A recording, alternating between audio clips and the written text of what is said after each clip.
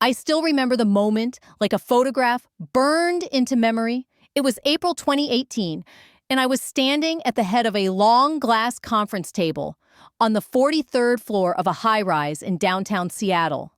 I had just finished arranging acquisition documents into fresh leather binders, each embossed with the Stonebridge Capital logo. The air was sharp with the scent of citrus wood polish, and the kind of cologne that costs more than my car payment. Across from me, Everett Langston, our CEO and self-appointed king of the corporate jungle, leaned back in his chair with that smug half-smile he reserved for moments when he felt especially untouchable. "Delilah," he said, dragging out my name like the setup to a bad joke. "You're a secretary, not a legal analyst. Maybe leave the contract talk to the grown-ups." Huh. A few executives chuckled under their breath. I felt the familiar sting rise in my cheeks, but I said nothing. I just nodded, placed the last binder in front of him, and returned to my seat along the wall. I'd been with Stonebridge for 11 years.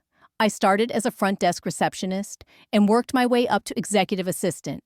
But what most of them didn't realize, what Everett had clearly forgotten, was that somewhere along the way, I became the institutional memory of that firm. I'd read every merger file, remembered every risky clause, and had practically memorized our licensing structure backward. None of that mattered to Everett. To him, I was invisible, background noise with a notepad.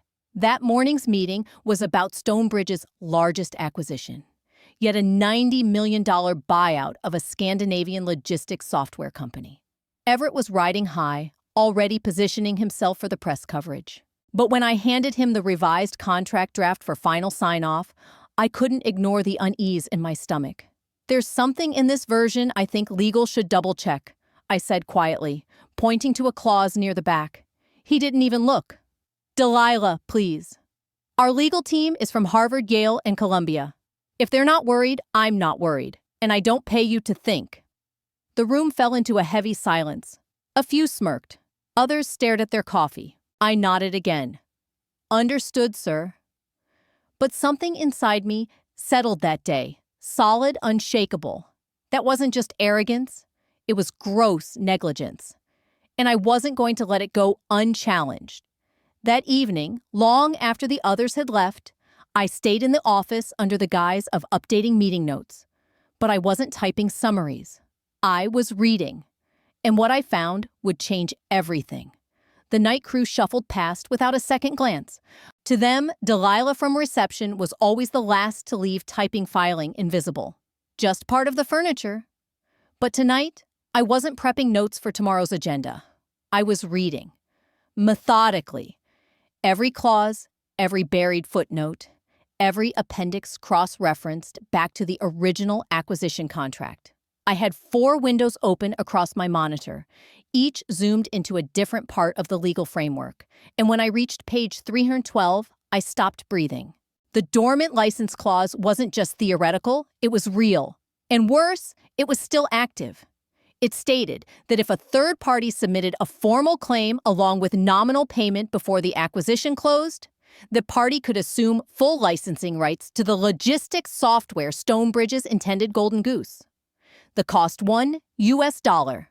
It was a clause from a different era, meant for bankruptcy protection or hostile intervention, never intended to be used. But it hadn't been stripped from the contract in over 2 decades, and now it was legally viable. I sat there for over an hour, just staring at the paragraph. My fingers trembled, not from fear, but clarity, the kind that cuts through years of being overlooked.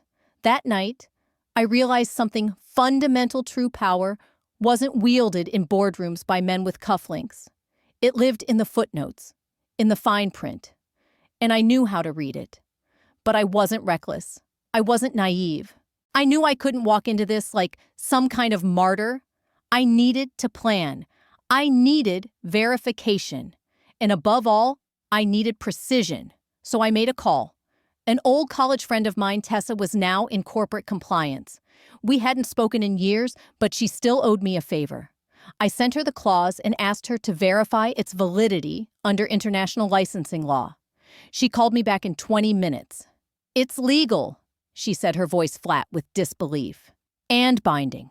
That night, I printed out the claim form, filled every line with meticulous care, and wrote a personal check for exactly $1. The next morning, I slid both into a folder, tucked it into my bag, and walked into the office like nothing had changed. But everything had. At 12:47 p.m., during my lunch break, I walked 3 blocks to a quiet notary office. The woman behind the counter, gray hair, wire-rimmed glasses, watched me slide the documents across. She looked at the check and raised an eyebrow. $1? I nodded. Exactly 1. She smirked as she stamped the final page. Well, she said, may the fine print be ever in your favor. I smiled. It already is. By the time I returned to the office, everything looked exactly the same. Same stale coffee smell, same half-laughs echoing from the marketing nook. Everett's assistant Taylor was perched on the edge of someone's desk, whispering about someone's weekend in Napa, like the world hadn't shifted. The CFO was on his headset, chuckling about tea times and club memberships. And Everett himself. He was pacing in front of the glass wall of his office, barking phrases like alignment and leverage into the ether like he was leading a TED Talk. I slid into my chair just outside his office and opened my inbox. A dozen new emails, all routine. I minimized them and pulled up a blank Word doc. Quietly, I typed a clean summary of the claim I'd filed the day before. No drama, just facts and timestamps. I sent it to my personal email encrypted for safekeeping. Then I waited. Nothing happened. Not that day. Not the next. By the second afternoon, I started to question myself. Had I misunderstood the clause? Misread the timing, risked my job, my livelihood, my future? For what?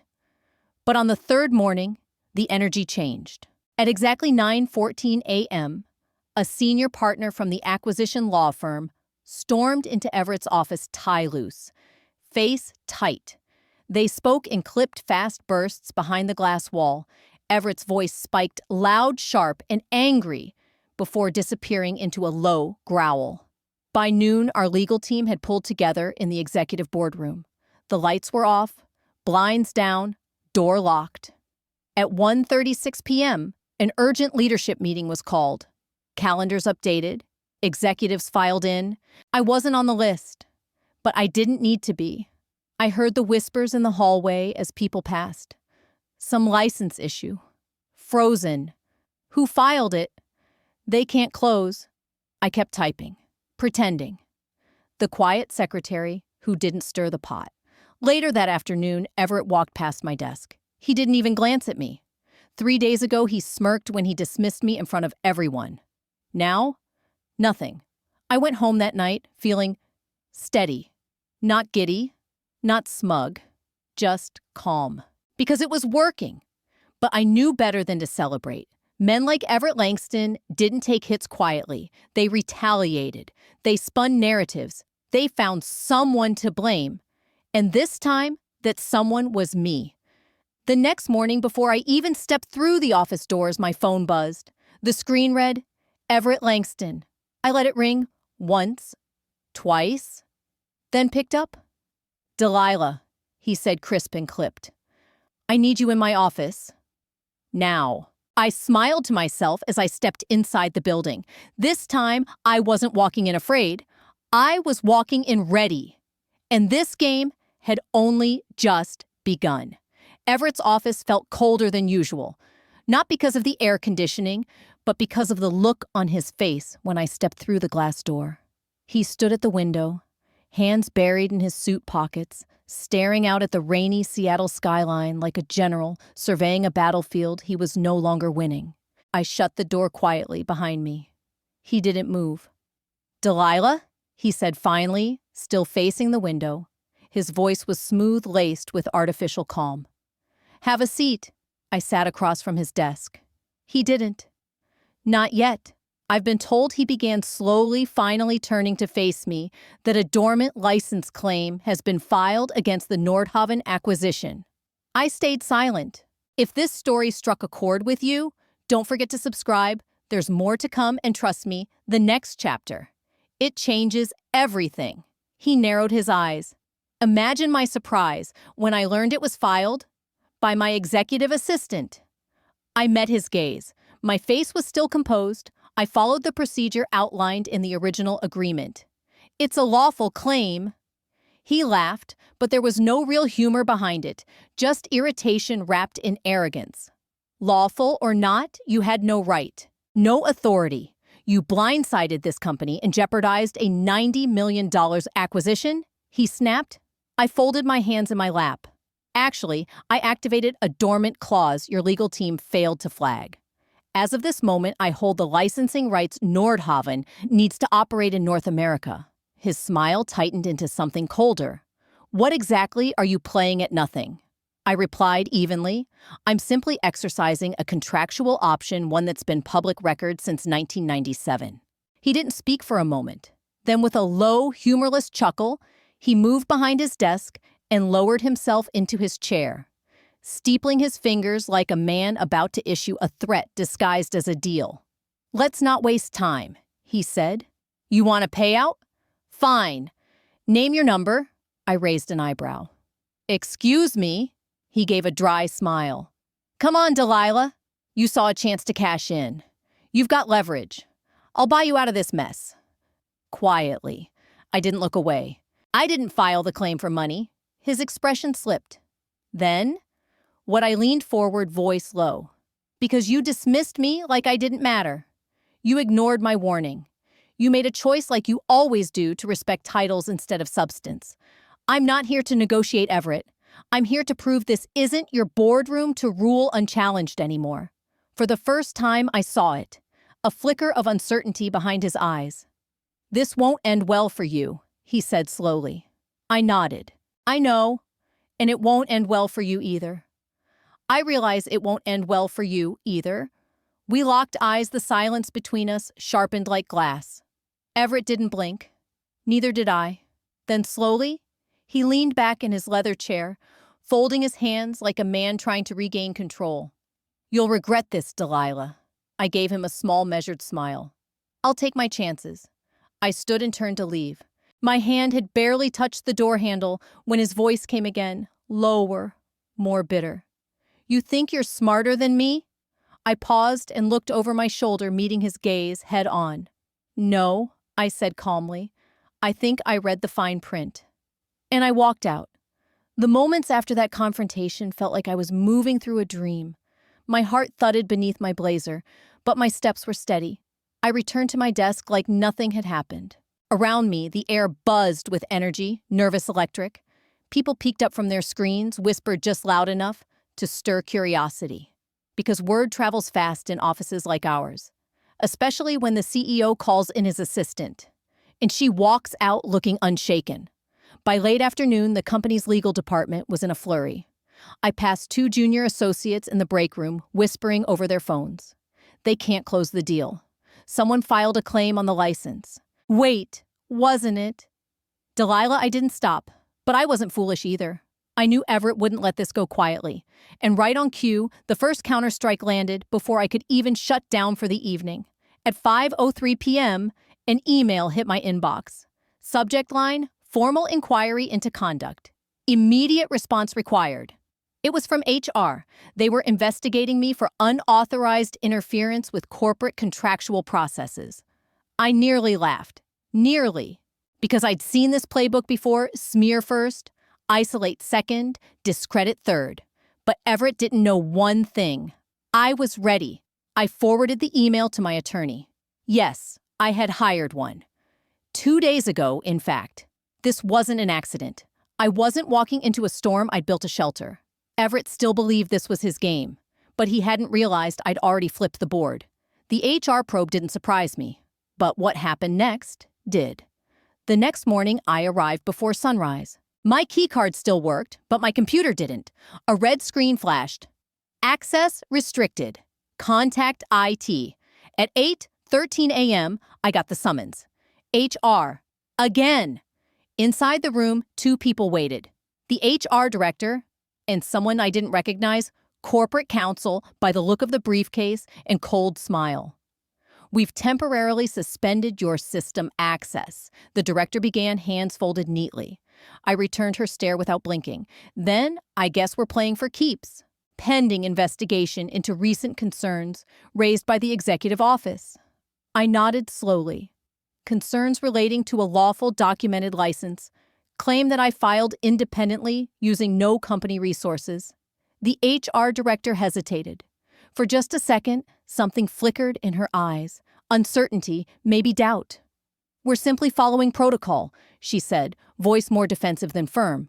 "So am I," I replied, reaching into my bag and placing a sealed envelope on the table. "This is a letter from my attorney. It outlines that any retaliatory action, including limiting my access, damaging my reputation, or assigning blame without due process, will trigger a legal response." The corporate counsel beside her opened the envelope and skimmed the first page. His jaw stiffened. "Is that a threat, Miss Blackwell?" he asked coolly. I met his eyes. "No, it's a fact." Silence fell. For a few moments, no one moved. Then the HR director cleared her throat and shifted uncomfortably. "We'll review this with legal." I stood calm and unshaken.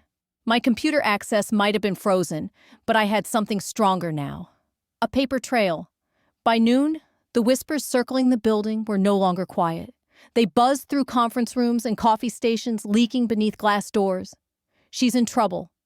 HR's all over her. She nuked the deal." What the hell was she thinking? I passed them all expression. Blank heels, steady. I knew exactly what Everett was doing. If he could isolate me, damage my credibility, and bury the clause beneath procedural noise, the board would never know the truth. He was trying to make me disappear before the shareholders got wind of what really happened. But I wasn't leaving. At 2:00 p.m., I sat across from my attorney in a quiet cafe 2 blocks from the tower. He was precise, deliberate. The kind of man who measured every word. He slid a folder across the table. "We're filing a preemptive injunction. If they escalate, they'll have to disclose everything. In court, on record." I scanned the first page, nodded. Everett won't risk discovery. Not with the board already under pressure. That's exactly why it will work. The next morning, something shifted. The tension in the office didn't fade. It deepened. But it wasn't aimed at me anymore. It turned toward Everett. Questions swirled. How had a secretary filed a binding legal claim? Why hadn't legal caught it? What exactly had HR been instructed to do? People weren't avoiding me. They were avoiding him. And then just after 4 p.m., my office line rang. I checked the caller ID. Richard Linwood, Chairman, Stonebridge Capital. I picked up. "Delilah," he said. "We need to talk." "Delilah, this is Richard Linwood. I believe we need to have a conversation." He didn't sound angry. He sounded measured, like a man who knew the difference between rumors and facts and wanted to separate the two for himself. I sat across from him in a glass-walled conference room on the top floor of Stonebridge's headquarters. The view overlooked Puget Sound, but neither of us was looking outside. Unlike Everett, Richard didn't posture. He didn't interrupt, didn't smirk. He listened. For 20 uninterrupted minutes, I walked him through everything. The warning Everett ignored. The buried clause. The legal filing I submitted. The retaliation attempts. The HR tactics. The preemptive injunction. I laid out every detail with timelines, email records, copies of the licensing terms, and confirmation from compliance experts. I wasn't emotional. I was exact. When I finished, Richard sat back in his chair, fingers steepled, brow furrowed. "You've put us in a difficult position," he said after a long silence. I met his eyes calmly. "No, sir. Everett put you there. I followed the law. The executive team chose to ignore it." He let out a slow breath and nodded. "You're not wrong." A pause stretched between us, quiet, heavy, but not hostile. "You've given us a lot to consider," he finally said. "I'd appreciate it if you refrained from speaking to the media." I gave a small nod. "I'm not looking for attention, Mr. Linwood. I'm looking for accountability." He looked at me longer this time, then nodded again. "Understood." As I stood to leave, he said quietly, "We'll be in touch." By the time I exited the building that evening, Stonebridge felt different, like a veneer cracking under pressure. Still standing, but creaking at the seams. Everett thought intimidation was a strategy, but he forgot something crucial. You can't intimidate someone who has nothing left to lose and everything left to prove. By Monday morning, the mood had shifted entirely. There were no official memos, no dramatic firings, but you could feel it in the air. Conversations were clipped. Glances were sharper. Everett wasn't holding court anymore. His office door stayed closed all morning. The blinds were drawn. The aura of control he clung to was slipping fast. Meanwhile, Richard Linwood was on site, constantly. Meetings were shuffled, calendar invites updated without explanation. Department heads were quietly called upstairs. HR walked on eggshells. Legal looked pale. I watched from my desk, quiet and still, not smug, focused. By noon, whispers gave way to rumor emergency board review. Compliance breach. Everett Langston's future in question. I didn't feed them. I didn't have to. Stonebridge was speaking for itself now. I didn't need to feed the rumors, because this time, I wasn't part of the Whisper Network. I was the reason it existed. At exactly 2:15 p.m., my desk phone lit up. Boardroom. Now. The voice belonged to Richard Linwood's assistant. Calm. Final. I smoothed the front of my navy blazer and walked the long corridor toward the executive suite. My reflection followed me in the glass walls, steady posture, composed face, sharp eyes. Exactly how I wanted to be seen. When I entered the boardroom, every seat was filled. Everett Langston sat at the far end, arms crossed tightly, jaw set like stone. His eyes didn't follow me as I entered, but the tension in his posture screamed louder than words. Richard gestured toward the chair beside him, one seat removed from Everett. I nodded, walked with quiet purpose, and sat. The room fell silent. Richard began. We've reviewed the documentation Ms. Blackwell submitted, including supporting materials from legal, HR, and compliance. We've also sought outside counsel. A few of the board members nodded jaws, tight expressions unreadable. This acquisition, Richard continued, has been jeopardized by a critical oversight. That is not in dispute. What's before us now is how we address the operational and leadership failures that allowed it to happen. A soft murmur passed through the room. Then Richard turned toward me. Ms. Blackwell, to clarify for the board, you filed the claim as a private citizen using personal resources. Is that accurate? Yes, sir. Were company tools or data used in the filing? No, sir. Did you rely on any non-public proprietary information? I shook my head. The clause was part of the original acquisition contract available through public filings. Richard nodded once. Thank you. He turned to Everett. Mr. Langston, were you made aware of this potential clause before the claim was filed? Everett's nostrils flared. She, yes or no? A pause. Then clipped, yes. Did you escalate it? I dismissed it. The room went still. Richard leaned back, fingers pressed together. Noted. What followed was a precise clinical dismantling. They reviewed Everett's mishandling of the acquisition, his failure to act, the retaliatory HR actions, my attorney's injunction filing, my compliance with all legal and ethical obligations. Every attempt Everett made to smear me now read like a confession. He tried to push blame to legal. He hinted at sabotage. He even suggested I was acting out of spite. But the board wasn't buying it. And the best part, I didn't need to say another word. The facts were already speaking for me. The facts spoke louder than anything I could have said. Finally, Richard delivered the verdict. Effective immediately, Everett Langston is placed on administrative leave pending further review. No emotion, no drama, just a clean final statement from the chairman of the board. The board will appoint interim leadership until a formal decision is made regarding his position. Everett opened his mouth, eyes wide with disbelief, but Richard raised a hand before a single word could escape. You may collect your personal belongings under supervision. Your system access is revoked as of now. Everett's face flushed a deep, splotchy red. His jaw flexed. He turned toward me, not with anger, but with the stunned look of a man who had never imagined consequences would reach him. I met his gaze with quiet calm. For the first time in 8 years, Everett Langston had no words for me. When the board adjourned, the members filed out slowly, whispering in pairs. Richard pulled me aside just before I reached the door. "You handled yourself with professionalism and restraint," he said softly. "Thank you, sir." He nodded. "We'll need your help navigating the fallout. Nordhaven's attorneys are already asking for clarification." "I'll be ready," I said and meant it. Because at this point, it wasn't about proving Everett wrong. It was about doing what he never understood, protecting the company by doing the right thing. 2 days later, the announcement came.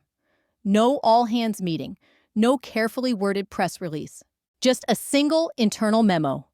Effective immediately, Everett Langston has stepped down from his position as Chief Executive Officer of Stonebridge Capital, citing personal reasons. It hit inboxes at 8:47 a.m., but no one believed it. The office buzzed all day with whispered versions of the truth. The board pushed him out. The deal almost collapsed. Was it really Delilah? I said nothing. I didn't need to, because the acquisition, the one Everett nearly derailed, was now moving forward. Only this time, with complete transparency. The board named Richard Linwood interim CEO. His first action, forming a new negotiation team. And to my surprise, he asked me to join it. Not as a token. Not as a silent shadow with a notebook. As a recognized advisor. "You've proven you understand the stakes," Richard said during our first session. "And more importantly, you know how to read between the lines." I agreed, but with terms. I wasn't going to be a figurehead. If I was coming to the table, it would be with a voice that couldn't be ignored again. I was clear from the start I wouldn't step into this next phase without authority. I wanted final say on compliance checks, contractual reviews, and the freedom to raise red flags without waiting for someone with a fancier title to give me permission. To my surprise, Richard didn't even blink. "Consider it done," he said. Over the next 2 weeks, I worked shoulder to shoulder with Stonebridge's legal team. We combed through every section of the Nordhaven acquisition paperwork like it was sacred scripture. No clause left unread. No assumption left untested. Nordhaven's attorneys, once stiff and guarded, quickly became collaborative. After what had nearly derailed the entire deal, they knew we weren't there to play games, we were there to make sure it held. And when the deal finally closed, it was airtight. Every license accounted for. Every contingency secured. No blind spots, no ego plays, no shortcuts. It didn't make headlines because of its size. It made waves because of how it was done. Quietly, carefully, with integrity. For once, a major corporate deal didn't bury its missteps or pretend they never existed. It cleaned them up, acknowledged them, and moved forward better. One evening, after the final documents were signed and the last of the execs had gone home, I found myself sitting alone in the boardroom, looking out over the city. The skyline shimmered in the reflection of the glass walls. 8 years. 8 years of being overlooked, underestimated, told I was just support. I used to think hard work alone would earn respect. I learned otherwise. Sometimes you don't wait for respect. You claim it. You stand when they expect you to back down. And most of all, you have to know your worth before anyone else ever will. A soft knock pulled me from my thoughts. It was Richard. He stepped in, holding 2 paper coffee cups. "Thought you might still be here." He handed me one and settled into the seat across from me. "The board's been talking." I raised an eyebrow. "Should I be nervous?" He smiled. "Not at all. We'd like you to stay on permanently, not just for this deal. We're creating a new role." He paused. "Director of Risk and Contract Strategy. You'd report directly to the executive board." I blinked. "That's a real position?" "It is now," he said with a chuckle. I exhaled slowly. "Why me?" His tone turned sincere. "Because you didn't just protect this company from a disaster. You protected it from itself." I nodded. "Thank you. You earned it." And the next morning, I moved into a modest office with no title on the door. And I preferred it that way, because this was never about appearances. It was about finally having a voice that mattered. And I made sure no one else at Stonebridge would have to fight alone just to be heard again. As for Everett Langston, Last I heard, he landed a quiet consulting role with a mid-tier investment group somewhere down the California coast. Smaller pond, fewer headlines. Maybe he learned something. Maybe he didn't. Either way, it wasn't my concern anymore. Some battles you fight just to survive. Others for principle. And then there are the ones you choose because walking away would mean accepting broken systems and calling it normal. I never set out to lead a rebellion. I didn't march in with demands or give speeches in the break room. I simply refused to be dismissed. I refused to let the fine print be forgotten. And I didn't lose quietly. That in the end made all the difference, not just for me, but for every voice this company used to overlook. Now, they're finally listening. If you've ever been underestimated, overlooked, or told to stay in your lane, then you know how it feels to be quiet in a room that never listened. I'd love to hear your thoughts. Have you ever stood your ground like I did? Drop a comment and tell me how you claimed your voice. And if you're still waiting for your moment, don't wait for permission. Know your worth. Read the fine print. Speak up even if your title says you shouldn't. Because sometimes the quietest person in the room is the one holding all the power.